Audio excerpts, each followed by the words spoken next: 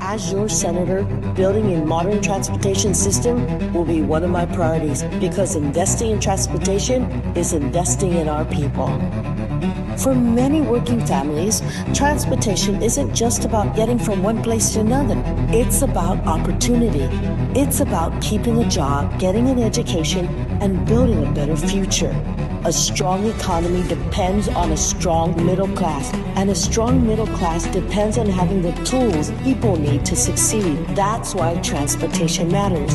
When workers can get to work reliably, business can grow. When businesses grow, jobs are created. And when jobs are created, families thrive. Imagine a Guam where opportunity is within reach for everyone. I'm Donna Munikanata, and I approve this message. Please re-elect Senator Shelley Calvo, number 8 on the Republican side of the ballot. She has served Guam with compassion, integrity, and results. She is rooted in service, guided by balance, and driven by community. She cares. This is Shelley Calvo, and I approve this message.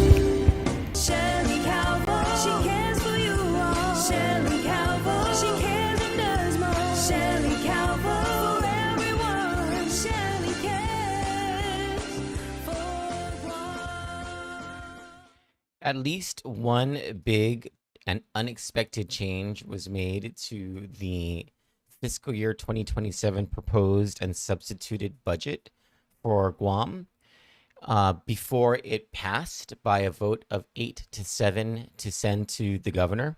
It's very likely going to be vetoed because another big change that at least the governor and some senators and some in the public, if not most in the public, wanted senators to make was to not roll back the BPT to 4% for the largest companies on this island.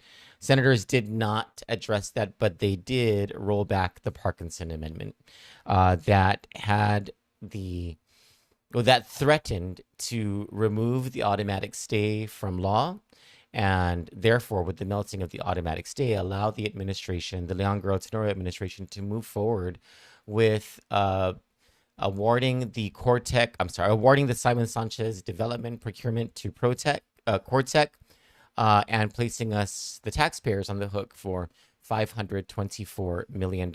My name is Troy Torres, and it is 7:42 p.m. on Monday, July 20, 2026. Do you like my haircut?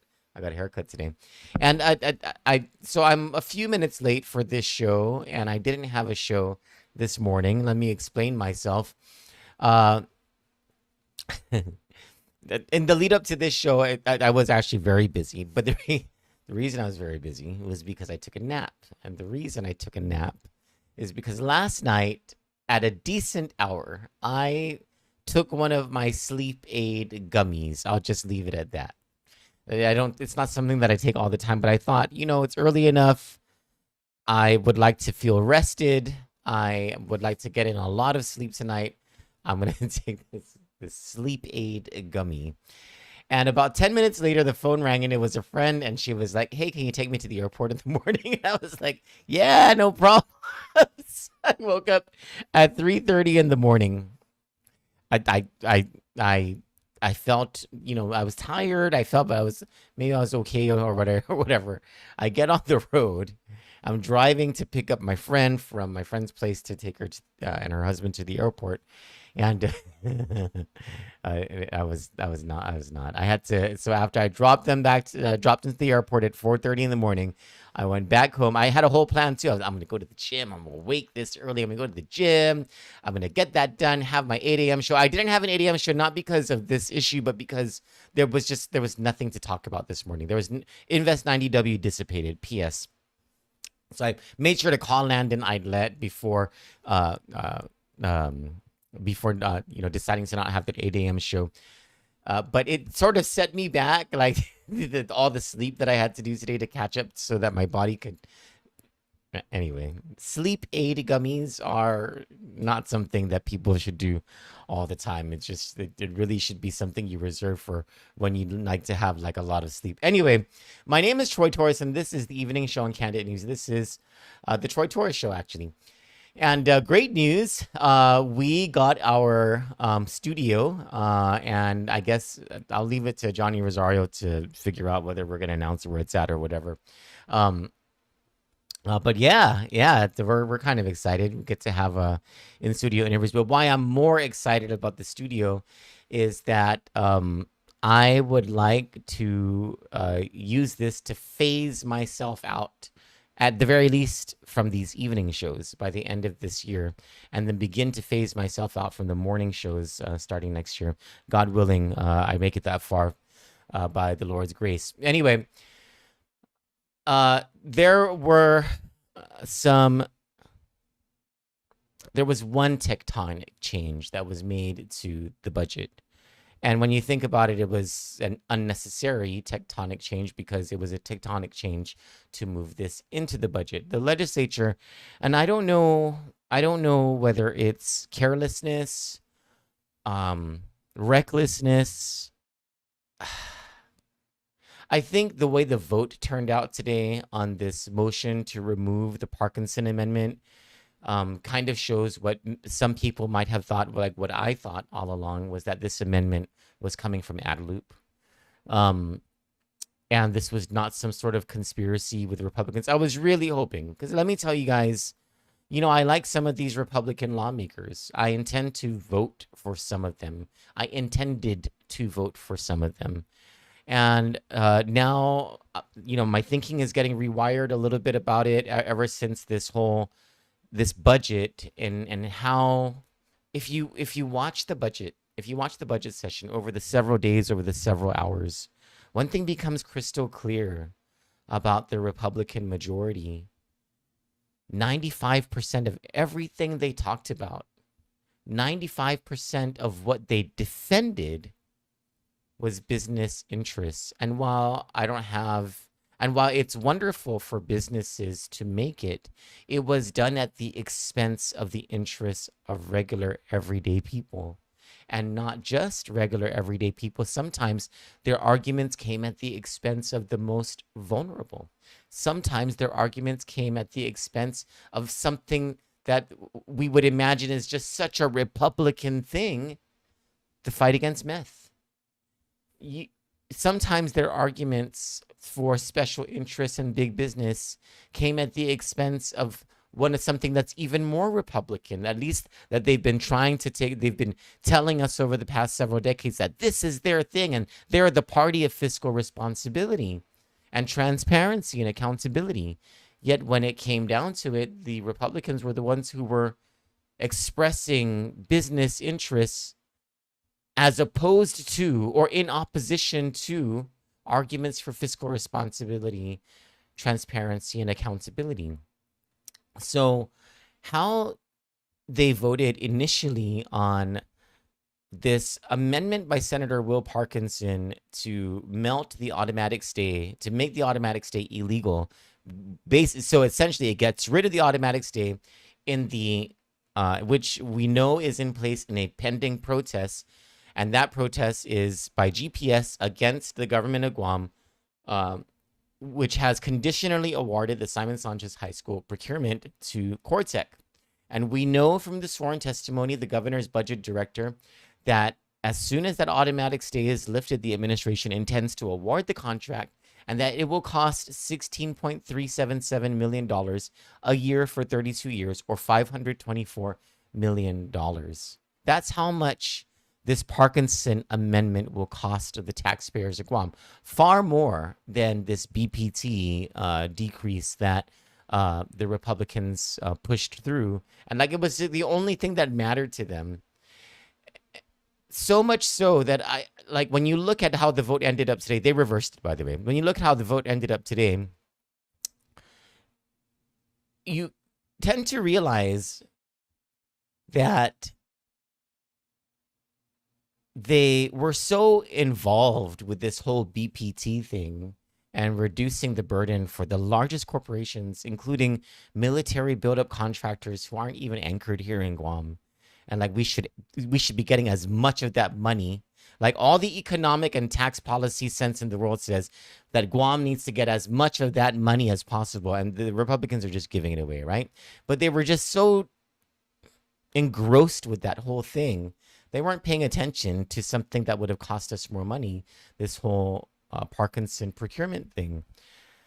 And so thankfully, a bunch of us made some noise, and, I guess that counted for something. And this morning, the legislature went into session to, they were supposed to have voted. The rules of engagement were that the debate was on this whole budget was closed, but they went in and they did a notwithstanding.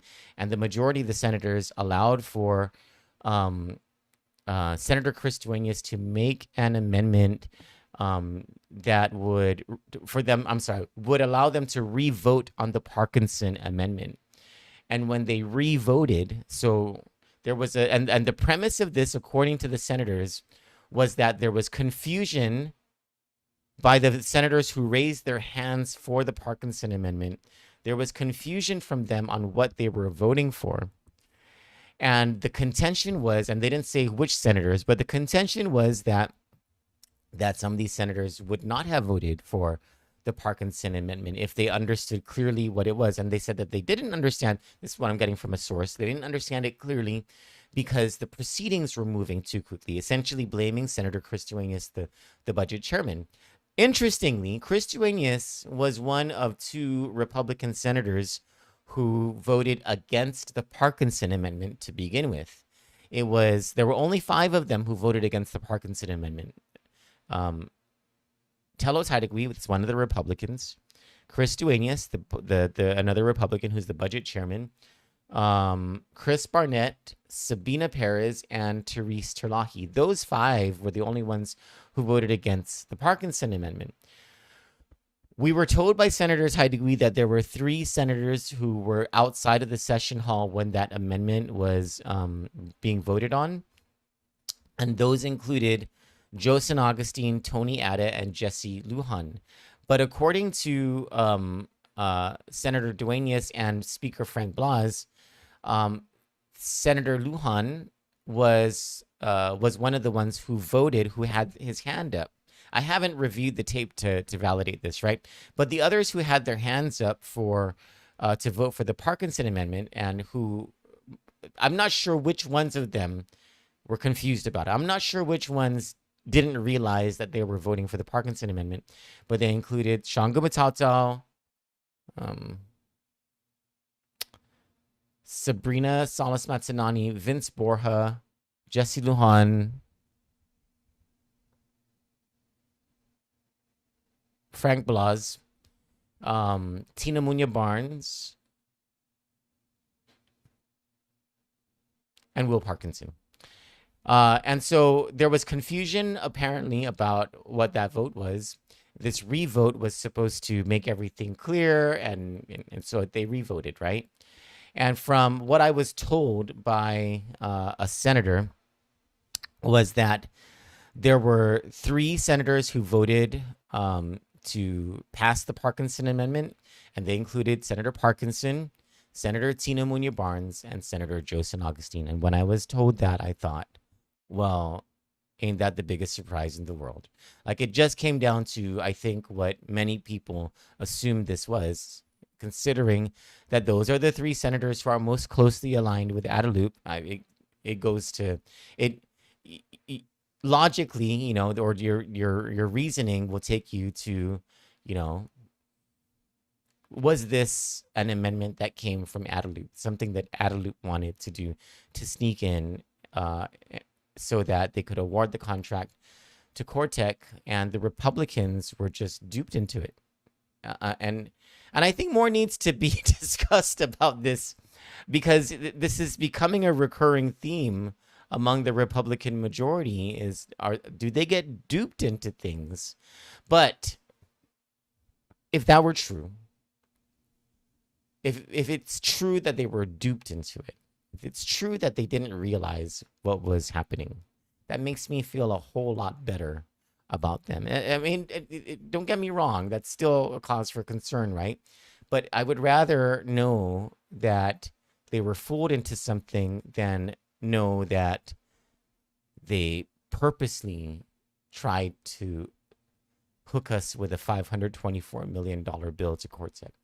On the other side of the commercial break, I want to bring you footage from the session today where they discussed the motion to revote, which passed, and then followed with their revote and all of their arguments in between, how they voted, and then move to the next clip, which would be the brief extension of remarks where these senators discussed how they felt about this very tumultuous budget session. We'll talk about I'll show you these things on the other side of this commercial break. Stick with us.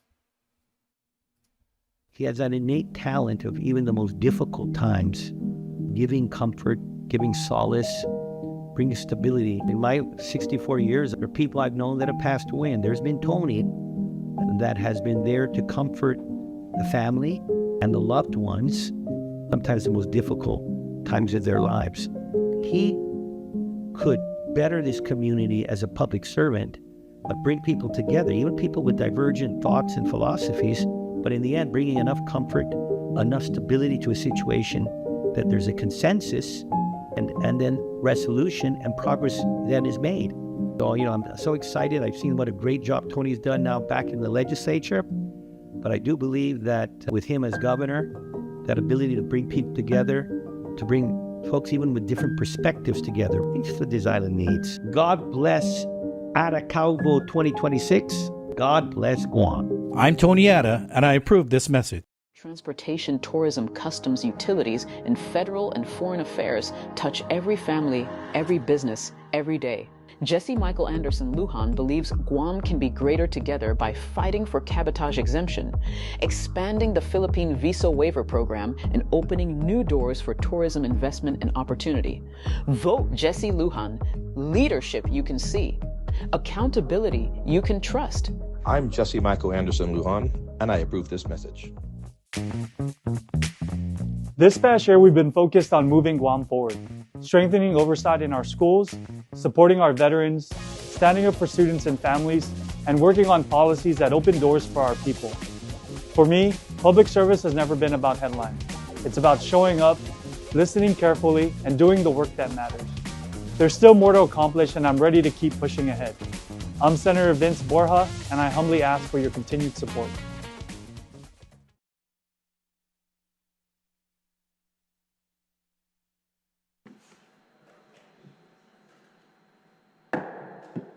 Legislature's back from recess. Gentle lady from Pago Bay, ma'am, you still at the floor.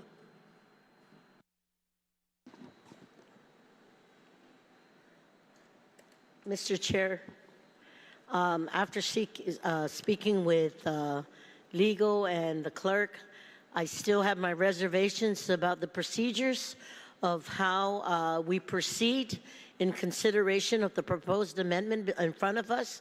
I still believe it's a violation, but even if I ask to overrule the presider, I still won't be voted. So I will just, thank you. You're welcome. Gentleman from Tumuning, sir, you're recognized. Thank you, Mr. Chair. Just want to get clarification again for the body. So the reconsideration actually, correct me if I'm mistaken in this, Mr. Speaker, but a yes vote keeps the amendment, a no vote removes the amendment. Is that correct, Mr. Speaker? First, we have to vote on the motion. Vote the motion. Okay. First, we have to vote on the motion. Okay. If the motion passes, then we vote on the vote. And then again, if the motion passes, yeah. Okay. So Thank you very much, Mr. Speaker. I was just asking that. Yeah. Thank you. Okay. First, we have to vote on the motion. Okay. And the motion is to reconsider, to revote. If the motion passes, then we revote. If the motion fails, everything is intact. Okay? Any other senator? Gentlelady from Barragata, ma'am, you are recognized. Thank you, Mr. Speaker. So when we rose out of the committee of the whole, wouldn't it be procedurally correct to reconsider the actions of the body to adopt the budget bill versus go back to a specific amendment? That is procedurally the case, but this is a notwithstanding motion, ma'am. Okay. Then the other thing, the other issue is actually a request. Can the body receive the voting sheet for this amendment in question? You want to see what has that got to do with the revote? Because we want to know if, yeah, basically, isn't that part of, that is the should we have contention, access is to that the vote was not accurate.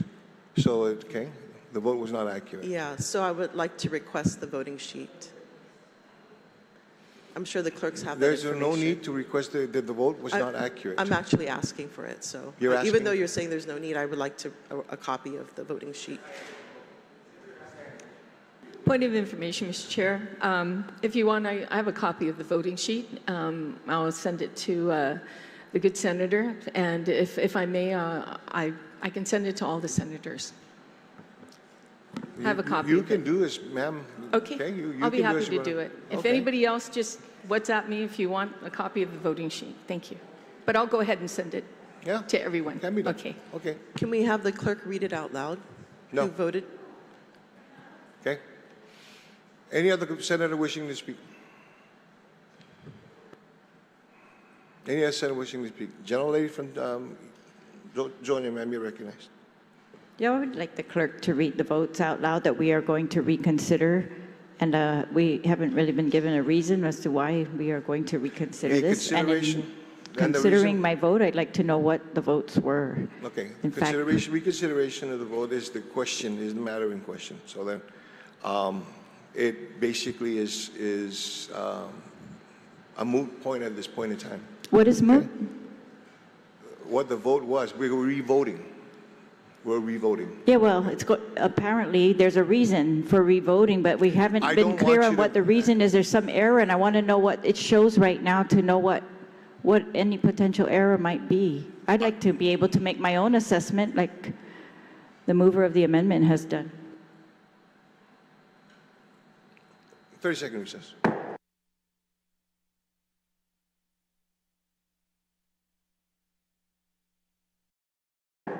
Back from recess after consulting with the clerk and the legal counsel. So we're going to go ahead and pass out a copy of the voting sheet. Okay? Just take a minute.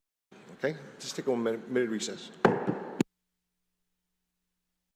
Okay? Just take a minute recess.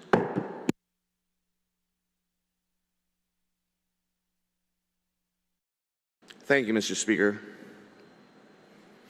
It's not often I'm surprised by the antics of this chamber, but today I am surprised.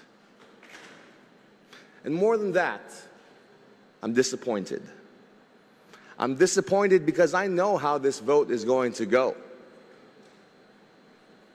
This amendment is going to be pulled out. And the only thing I have to ask is why? Why is this amendment being pulled out? I have to imagine it's for special interest reasons. You know, there's been a lot of talk about special interest, but people of Guam, you ever hear that old adage, you know, if there's two people in an elevator, someone breaks wind, we both know who did it? Well, if there's any special interest in this elevator, I know it's not on the side of the aisle that supports this amendment, because there's no special interest that motivated it. In fact, this amendment was such a big change, such a revolutionary change in how we operate our government, that it's just, I'm at a loss for words that we walked up to doing something so revolutionary and then taking a step back. I don't know if there's some derangement of this body worried about the current governor having these powers to give it to her friends or whatever fever dream that you operate under. This law is not for this governor. It's for future governors and future legislatures, future executive branches who get to avail of this power to get things done in our government. We on Guam are the anomaly with these automatic stays. We on Guam have put these straitjackets on ourselves that prevent us from getting the people's work done. This does not erase stays on procurement. This just switches us to an evidence-based model where you must have proof and collateral that we are not wasting our time delaying major infrastructure projects because someone is upset they lost a bid for frivolous reasons. Not because anything was wrong, but because they want another crack at it. Other jurisdictions around the country use this model. We on Guam are the absurdly unique place that does automatic stays. And so if there is any special interest involved, it is special interests that want to keep these automatic stays in so that they can keep bilking the people of Guam for more. I hope the chairman was sincere when he said that this would get a public hearing. Because if this is going to be pulled out now, I will continue to fight for this because I believe this is the single most important thing this legislature has done, this single amendment. And I'm not just saying it because it's mine. I have a prolific record of legislation, and I know in my time I will have a prolific record of more. But this amendment may still be the single greatest thing I do in my career if it reforms the entire government and fixes a broken system we all clearly see is not working. It is absurd to continue it. And whatever special interest called you in the dead of night and got someone on this list to change their vote, and we will see who it is. Remember them, Guam. We need people with backbone in this chamber, not people who will cow at their own shadows, who will walk up to something revolutionary, get scared, and turn around. This legislature needs tougher stuff, and I ask my colleagues to vote for this measure and keep it in. Thank you. Thank you very much, sir. On the motion, any other senators wishing to speak on the motion?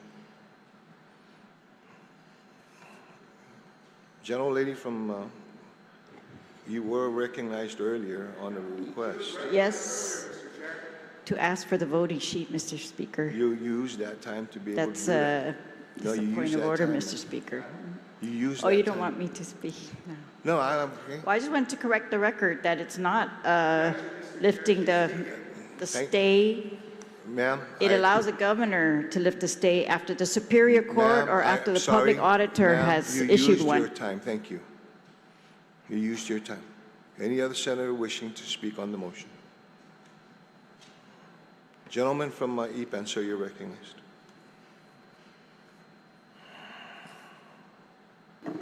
Sidusmasi, Mr. Speaker, and Mananasidus to the people of Guam, both those who are enjoying this holiday and those who are working hard, to include the staff of Hagatnia Mayor Gomatauta. They're out here preparing the grounds, as well as our legislative staff for the liberation tomorrow. I just wanted to rise and just speak a little bit because my vote will stay the same. I voted ahi, no, on this amendment because although the good author from MTM says that it's for a future governor, he says it's not for this governor.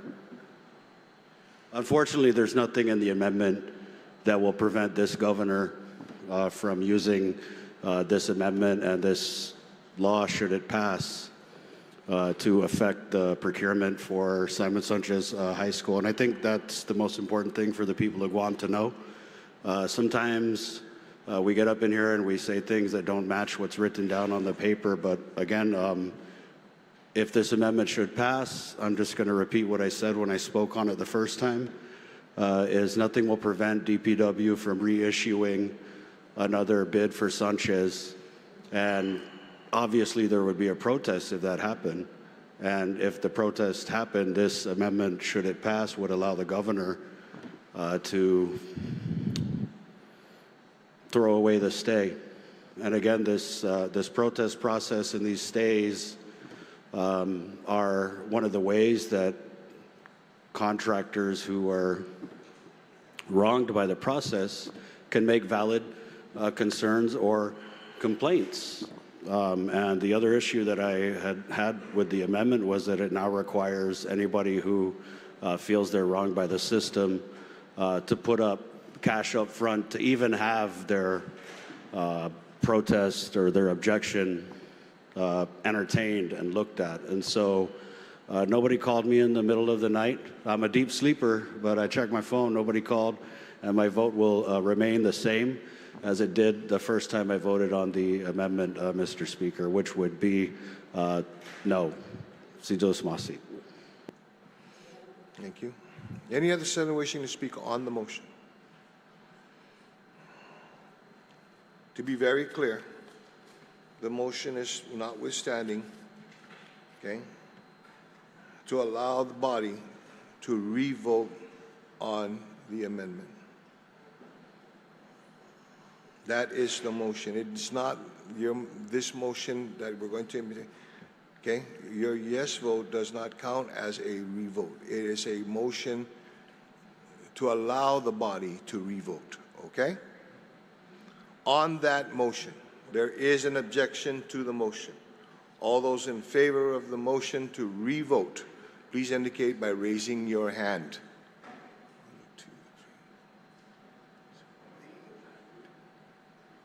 Motion carries. On the re-vote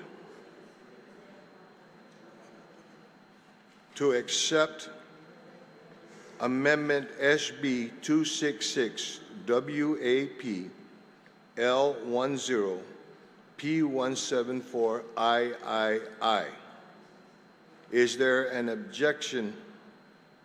Okay, to vote now. This is to vote. All those in favor of the amendment, please.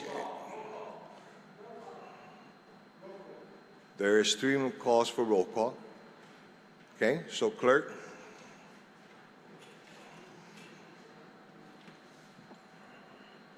Go ahead and call. Roll call. Vice Speaker Atta. No. Vice Speaker Atta, nay. Senator Barnett. Senator Barnett, nay. Speaker Blas. No. Speaker Blas, nay. Senator Borja. Senator Borja, nay. Senator Calvo. Senator Calvo, nay. Senator Duenas. Senator Duenas, nay. Senator Gumatao. Senator Gumatao, yay. Senator Lujan. Senator Lujan, nay. Senator Munya Barnes. Senator Munya Barnes, yay. Senator Parkinson.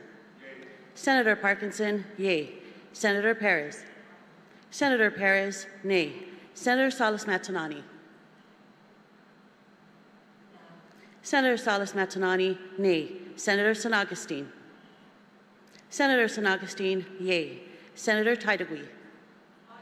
Senator Taitagui, nay. Senator Terlahi. Senator Terlahi, nay.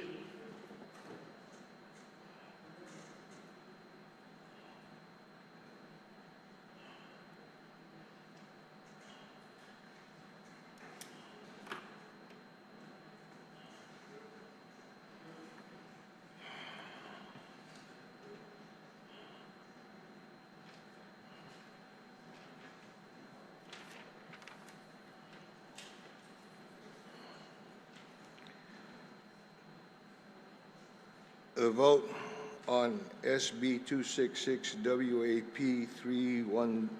L10 P174 III is 4 yeas, 11 nays. Okay.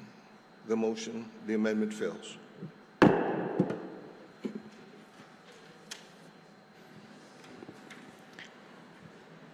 Mr. Speaker.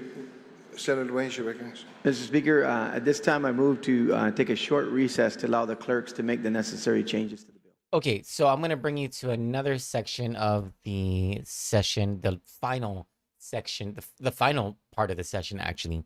But before that, two things. One is I was wrong about the vote count. It wasn't just the Adeloop 3 who are Tina Mooney Barnes, Will Parkinson, and Joe San Agustin. It was also, I'm surprised, Senator Sean Gumatalto. I don't know why. He didn't answer. None of the senators actually answered my questions. None of the senators who raised their hands to vote for that amendment previously, which was, I think it was on Saturday or Sunday. Might have been Monday. I don't know. I think Friday. It was Friday. Raised their hands. None of the ones who raised their hands responded to our questions about this, including Senator Gumatalto, except for Senator Will Parkinson, and he provided an entire thing. Like, to his credit, Senator Will Parkinson provided his arguments, right? And we went back and forth. And at the end of it, he admitted, he said, you know, he'd be willing to. He admitted that his amendment did not expressly distinguish between a pending protest and a future protest. It just eliminated the automatic stay. And if you eliminate the automatic stay in law, and if there's an existing automatic stay, then that automatic stay melts away. It's just how it logically goes, right? So anyway, so there's that. And then Ryan Napunu says, yes, the special interest is, oh no, it wasn't that. It was, no one was duped. They are hiding stuff. And I kind of wanted to, I'm curious about that. Can you explain that comment more? I mean, I know what you're saying is that you don't believe that these senators who changed their votes were duped. You think that it's on purpose. But what is it that you think that they're hiding? I'm curious about that. Anyway, so what we're going to do now is go to the brief extension of remarks where they talked about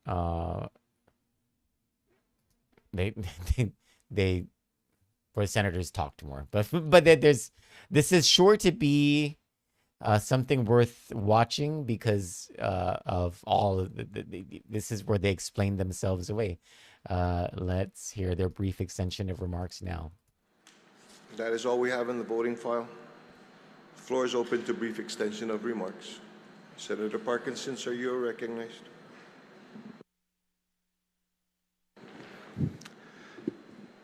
Thank you, Mr. Speaker.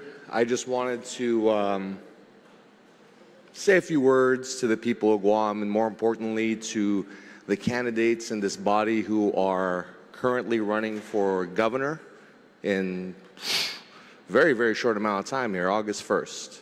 And to candidates that are running for governor, it just kind of dawned on me that in some capacity, somebody from this chamber is going to be part of the next executive branch as either governor or lieutenant governor in some capacity. And so I hope to those candidates that are running, I hope that I really wish you all the best. You know, I have come to know you all in my time in public office, and though we do not all agree on everything, I recognize the incredible amount of courage and sacrifice it takes to run for such a high office. And that regardless of how the election goes down, if I am so blessed to still be in this chamber in the next term, it is truly my offer to you that in me as a senator, you will find an ally who will cooperate to get things done. That is all I have ever wanted to do in this chamber, is to remove roadblocks to getting stuff done, because I recognize that as somebody who is from a generation after most of you in this chamber, I'm going to be overseeing and seeing a lot of the rebuilds of infrastructure that are going to fall apart on our time and our watch, not through any fault of our own, but just because the things are reaching the end of their useful life. And we all recognize that the status quo isn't working and that we are all going to be voted on for change. And I want to work with whoever becomes the next governor to be that change agent. Because I'm raising my kids here. I want them to have the same paradise that we all grew up with as their birthright. And I also hope that when you get in, that you have an appetite for reform, that you have an appetite to change these laws and statutes that we see are clearly not working, that are clearly hampering us. Take your disdain for the current governor or previous governors and ask yourself, what changes do we need to make our island a better place? And COVID, more than anything, taught me that when money falls from the sky, and that is not an issue, we still have trouble spending it. That deep down in the core of our books, there is a rot in our procurement laws that prevents us from getting anything done. Look at all the lapses we see every year because agencies are not able to buy basic needs. And so I hope that whoever becomes governor is able to find the courage to pursue these reforms and to not show the same meekness that we saw today. Because that's always been the most frustrating part to me, is when we get really close to doing something interesting. And truly, that reform on procurement that we removed truly was revolutionary. It truly was us swinging for the stars and actually hitting one of the stars. Have that same courage when you're the governor. Don't wait 8 years to solve a problem. Solve that problem on year one. Solve that problem on year one when you have the most influence, when you have the most momentum behind you. Don't waste the opportunity. Don't wait until you're comfortable with the job to take the big swings. I encourage all of you running for governor to swing big when you get in there. The people of Guam deserve no less. I really wish you all the best. And I say that as not just a Senator Parkinson, but as a friend to all of you in this chamber. And with that, I yield the rest of my time. Thank you, Mr. Speaker. Thank you very much. Brief extension of remarks. General Lady from Tabuning, ma'am, you recognized. Mr. Speaker and colleagues. You know, Mr. Speaker, this budget session was, wow, unlike any I've experienced during my time in this legislature. Traditionally, budget sessions are held later in August, after additional revenue collections and updated financial information is given to us to give us a clearer picture of Guam's finances. This year, however, the budget was scheduled early in July before we had the benefit of a more complete understanding of projected revenues the week before August 1st primary election. In fact, July 21st gives us the opportunity to look at the CRER report. And we did not have that ability to do so. I won't speculate as to why this budget session progressed as it did. The timeline speaks for itself, and I trust the people of Guam to draw their own conclusions. What I will say is this. When we undertake one of our most important constitutional responsibilities, we owe the people a process guided by the best financial information available, thoughtful deliberations and not in the thick of night where half of us are sleeping, and most especially after a typhoon that hit our island. And that is why we need a little more time to look at these financials to make a sound fiscal judgment. But beyond today's vote, there is something that should unite every member of this body. Budgets will come and go. Administrations will come and go. But our duty to the people remains consistent and constant. Tomorrow, our island, despite the setbacks through Typhoon Bobby, we will celebrate 82 years of the anniversary of our liberation. Liberation Day has always carried a special meaning for me because it reminds me of my father.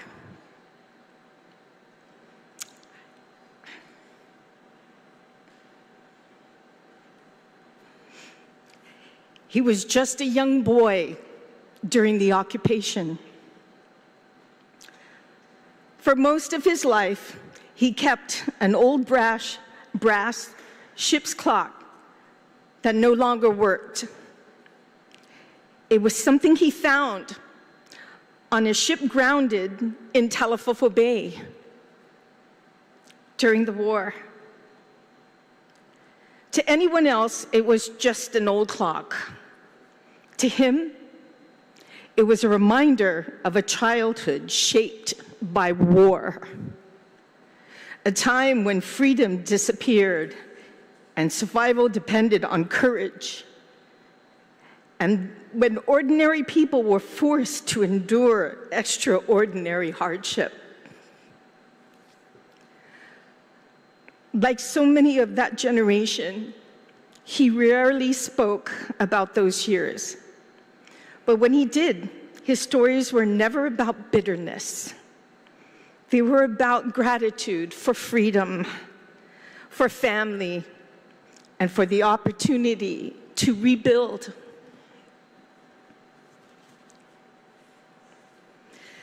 That is what the greatest generation gave to us. They rebuilt this island. They raised families.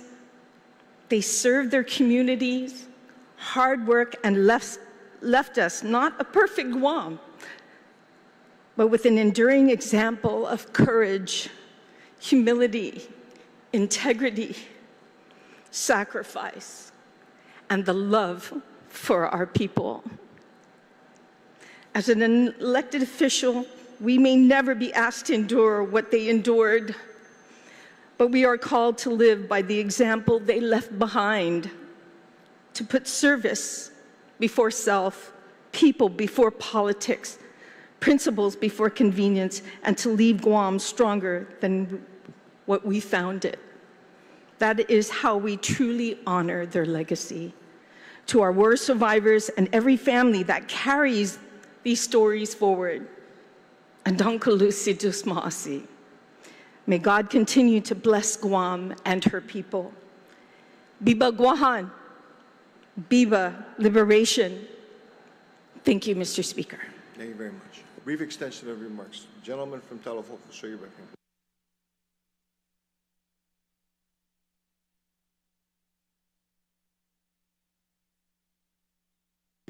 Thank you, Mr. Speaker. I want to take this moment to thank my colleagues for their work to date on putting together the fiscal year 2027 budget. I need to give a special thank you to the Finance and Government Operations Chairman for the work to get us to this point.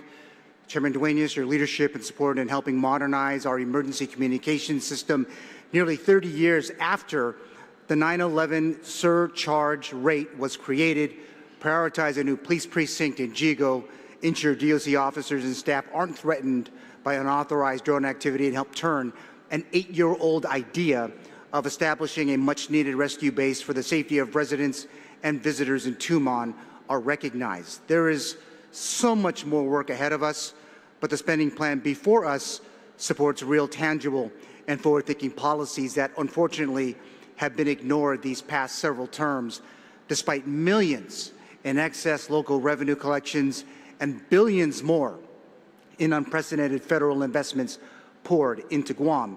Mr. Speaker, our deliberations these past couple of weeks have not been without tense moments. But one thing is for sure, it is a responsible budget that the next chief executive and successors of this branch can work to set the tone for the balance of the fiscal year and, importantly, the work of the people in 2027 and beyond. The good news from our revenue discussion earlier in this session is that the economic evidence suggests there is indeed room for the government of Guam to address the island's current challenges.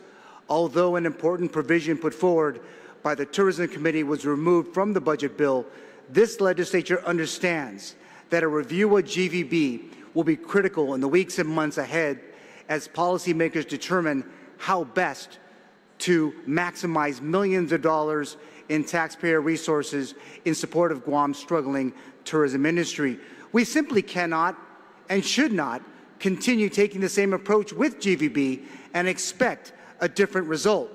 Travelers are not visiting Guam anywhere near the 2019 levels, yet we are still appropriating close to $30 million for an organization whose mission is to efficiently and effectively promote and develop Guam as a safe and satisfying destination for visitors and to derive maximum benefits for the people of Guam. Moving forward, our community demands that we rethink, reimagine, and repurpose precious taxpayer resources for immediate and long-term recovery initiatives before it's too late.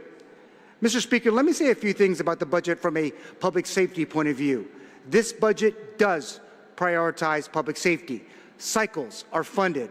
Work to protect the prison is covered. The policy on our new prison remains an open question, one that will most likely fall to the incoming administration to resolve. Guam Fire will keep operations going, and a forward view to fund 911 is in the budget. Guam Police funding remains steady. Maulik will see its day. I like other provisions of this budget too, Mr. Speaker. Support to the University of Guam and charter schools. It's right there, front and center. Mr. Speaker, folks in here may say that they didn't get what they wanted in this document. I would argue that the people of Guam wanted us to take a pragmatic approach to funding government, something lost in recent years. We likely will hear groaning or words that diminish the role of our economic engine that is the business community, like they only benefit. That is not true, Mr. Speaker.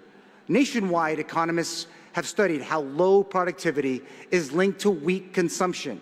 Economists have long linked weak private investment and profit rates to sluggish economic performance. Our two-legged stool of federal expenditure in tourism is now under strain, looking for a third leg of our economy. Add the low rate of private investment into Guam, and our slump is compounded. This branch has, with this policy, worked to turn around our economic future. This policy is more than just a BPT rollback or restoration of the pre-34th Guam legislature rate of 4%. Accountability through the pilot performance-based budgeting is coming. The long-term benefits of the work to date are encouraging. A pathway to account for use of critical resources has been achieved with votes of yay today. This Budget Act will come with serious oversight. Serious oversight will come with serious decision-making.